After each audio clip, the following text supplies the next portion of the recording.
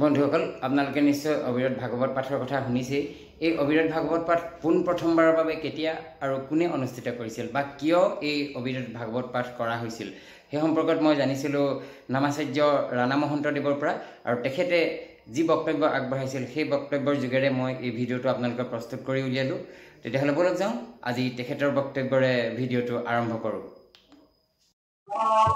নমস্কাৰ, মই বৰ্তমান এতিয়া উপস্থিত আছো চেলেঙি ৰাজহুৱা হৰি মন্দিৰত। এখেত হৈছে নামাচাৰ্য ৰাণা মহন্ত, আৰু এখেতৰ মুখেৰে প্ৰথমে জানি লওঁ যে তেখেতে চেলেঙি গাঁৱলৈ আহি কেনেকুৱা অনুভৱ কৰিছে আৰু এই ভাগৱতৰ দিনকেইটাত তেখেতে কি অভিজ্ঞতা লাভ কৰিছে সেইখিনিকে এবাৰ জানি লওঁ। প্ৰথমে আহকচোন। ভাগত আমি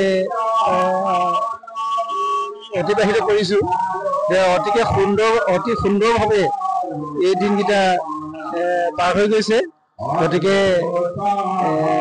অনাগত দিনতো অতি সুন্দৰভাৱে পাৰ হৈ যাব বুলি মই আশা ৰাখিছোঁ। আপোনালোক জানিবলৈ ইচ্ছুক নহয়নে যে ভাগৱত পাঠৰ আৰম্ভণি ক'ত আৰু প্ৰথমে ভাগৱত পাঠ কেতিয়া কৰা হৈছিল সেই সম্পৰ্কত ৰাণা মহন্ত ডাঙৰীয়াদেৱে কি কয় এবাৰ শুনি চাওঁ আহক। ভাগৱতৰ অকণমান পূৰ্বৰ ভাগৱত কেনেকৈ হৈছিলে তাৰ বিষয়ে মই অকণমান কম বুলি ভাবিছোঁ। যে পূৰ্বৰ ভাগৱত হৈছিলে কলিযুগ আৰম্ভ হোৱাৰ 30 বছৰ পাছত পৰীক্ষিত ৰাজা পঞ্চপাণ্ডৱৰ এটা সোণৰ মুকুট আছে। সেই সোণৰ মুকুটটো এনেই ৰাখি থৈছিলে। সেই সোণৰ মুকুটটো পৰীক্ষিতে ভাবিলে যে সোণৰ মুকুটটো এনেই থৈ দিয়া আছে, গতিকে মই এইটোকে পিন্ধি আজি চিকাৰলৈ যাওঁ। সেই চিকাৰলৈ যাওঁ মানে কলিক স্থানটো পৰীক্ষিত ৰাজাই দিছিলে। যে পৰীক্ষিত ৰাজাই দিছিলে সোণত দিছিলে, মাটি সীমাত দিছিলে। এই পঞ্চচোণাত সেই কলিৰ স্থান দিছিলে। সেই কলিৰ স্থানটো যেতিয়া সোণত দিলে, কিন্তু তেওঁৰ মনত এই ভাৱটো আহিলে যে পঞ্চপাণ্ডৱে এই মুকুট ভাগ এনেই থৈ দিছে, গোটেই বৰ্তাসকলে মই এইটোকে পিন্ধি আজি চিকাৰলৈ যাওঁ। তেওঁ সেই মুকুটটোকে পিন্ধি চিকাৰলৈ গৈছিলে, কিন্তু তেওঁৰ মানে আকস্মিক এইটো তেওঁ ভবা নাছিলে যে তেওঁৱে যে কলিক স্থানটো সোণত দিছিলে। সেই সোণৰ মুকুটটো পিন্ধি যাওঁতে তেওঁৰ গাত কলি লম্বিলে। তেতিয়া তেওঁ চিকাৰত যাওঁতে পিয়াহত অন্তৰ্গত শুকাই গৈছিলে। গতিকে গৈ থাকোঁতে তেওঁ সৈনিকমুনি আশ্ৰমত সোমালে। আশ্ৰমত সোমাই পানী বিচাৰি সৈনিকমুনি আছিলে তপস্যাত। সেই তপস্যাতে তেওঁ পানী বিচাৰিছিলে, কিন্তু কোনো প্ৰত্যুত্তৰ নোপোৱাত ধনুৰ আগৰে এডাল মৰা সৰ্প আনি সৈনিকমুনিৰ ডিঙিত আঁৰি দিছিলে। সৈনিকমুনিৰ পুত্ৰ সিংহীমুনি, এই সিংহীমুনিয়ে কথাটো লক্ষ্য কৰি আছিলে। এই দেউতাকৰ এই অপমান সহ্য কৰিব নোৱাৰি তেওঁ পৰীক্ষিতক অভিশাপ দিছিলে, যেনেকৈ মোৰ পিতাক তই এই সৰ্পডাল লাৰি দিলি, এসপ্তাহৰ পাছত তোকো এই সৰ্পই দংশন কৰিব। তেতিয়া সৈনিকমুনিয়ে তপস্যাৰ পৰা উঠি পেলাই দেখিলে যে এইটো তেওঁ বৃহত্তৰ বেয়া কাম কৰিলে, যে এই অভিশাপটো তেওঁক দিব নালাগিছিলে।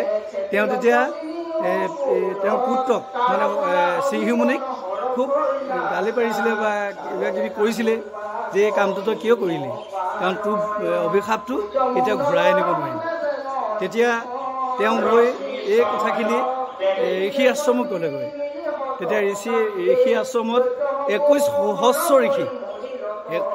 সহস্ৰ ঋষি তেওঁলোকৰ আগত গ'লে সুখ ব্যাস বশিষ্ঠকে ধৰি 21 সহস্ৰ ঋষিৰ মাজত কথাটো আলোচনা হ'ল যে পৰীক্ষিতৰ মুক্তিৰ কাৰণে কি কৰিব লাগিব।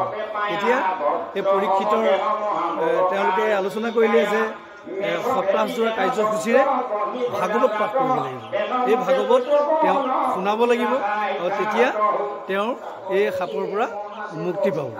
তেতিয়া তেওঁলোকে গংগা নদীৰ পৰা নদীসাৰণ্যৰ মাজত গংগা নদীৰ পাৰত এই ভাগৱত সুকে পৰীক্ষিত শুনাইছিলে 21 সহস্ৰ ঋষিৰ মাজত। এই প্ৰথম ভাগৱত আৰম্ভণি হৈছিলে। ধন্যবাদ। দ্বিতীয়বাৰ হৈছিল 200 বছৰ পাছত ধুন্দুলিকাৰীয়ে ধুন্দুলিকাৰী মুক্তি লাভৰ কাৰণে ঘোষ প্ৰণয় শুনাইছিলে। তৃতীয় বছৰ হৈছিলে 300 বছৰৰ পাছত। 300 বছৰৰ পাছত ভাগৱত আৰম্ভ হৈছিলে একেই সেই গংগা নদীৰ নমিষাৰণৰ মাজত, গংগা নদীৰ পাৰত ভাদৰ মাহৰ শুক্লা নৱমীৰ পৰা পূৰ্ণিমা পৰ্যন্ত হৈছিলে। সেই তৃতীয়বাৰ 4 সিদ্ধই নাৰদক শুনাইছিলে। এনেকৈ ভাগৱত পূৰ্বত এই 3বাৰেই হৈছিলে। এগৰাকী সেই ৰাণা মহন্ত ডাঙৰীয়াদেৱ যিগৰাকীৰ তত্বাৱধানত আৰু আচলতে সঁচা কথা ক'বলৈ গ'লে তেখেতৰ অনুপ্ৰেৰণাত আজি মই ভাগৱত পাঠ কৰিলোঁ প্ৰথমবাৰলৈ। গতিকে তেখেতক মই ধন্যবাদ জনাইছোঁ। পাঠাচাৰ্যসকল আছিলে, তেতিয়াহ'লে বলক আমি সেই তেখেতসকলৰ পৰা জানি লওঁ আজিৰ অনুভৱ। ভাগৱতত আমি অত্যন্ত সুখ অনুভৱ কৰিছোঁ। জীৱ জগতৰ কল্যাণ তথা সমূহ অঞ্চলবাসী ৰাইজৰ কল্যাণ সাধনৰ উদ্দেশ্যে যি ভাগৱত অনুষ্ঠান তেখেতভাৱে অনুষ্ঠিত কৰিছে, সেই অনুষ্ঠানত আমি উপস্থিত থাকিবলৈ পাই অত্যন্ত সুখী হৈছোঁ। ভগৱন্ত ভক্তিযুক্ত পুৰুষৰ আত্মাবোধ মাধৱৰ প্ৰসাদত মিলয়, কৃষ্ণৰ কৃপাত গুচয় সংসাৰ ভয়, এহি মানে গীতাৰ নিৰ্ণয়, এহি মানে গীতাৰ নিৰ্ণয়।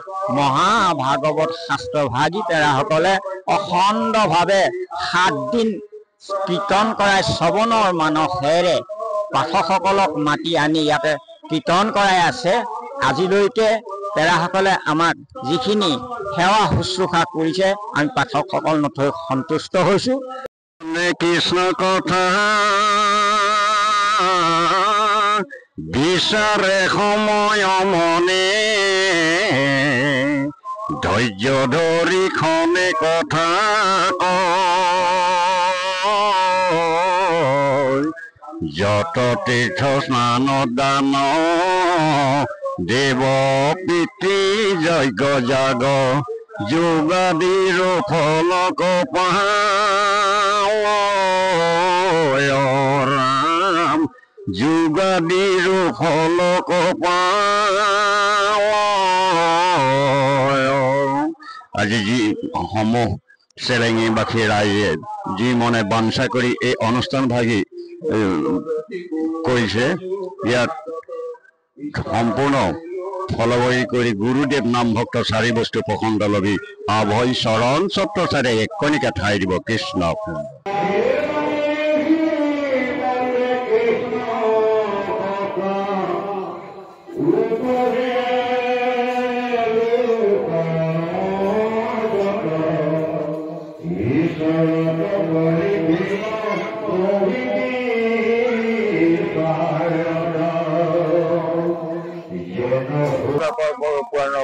শাস্ত্ৰভাগ চেলেঙীবাসীয়ে বহু দিনৰ পৰা ঋণগ্ৰস্ত হৈ আছিলে এই কৰ্মভাগ কৰিম বুলি। যাৰা সমস্ত এই কৰ্মভাগ কৰাত কোনোবাখিনি যে অজানিত অপৰাধ হৈছে সমস্ত প্ৰাৰ্থ ক্ষমা ভঞ্জন কৰি সদৌ গাঁওবাসী ৰাইজৰ মনোগতখিনি সংকৃতি কৰি 2জন বছৰ প্ৰশনে কিবা কৰিব।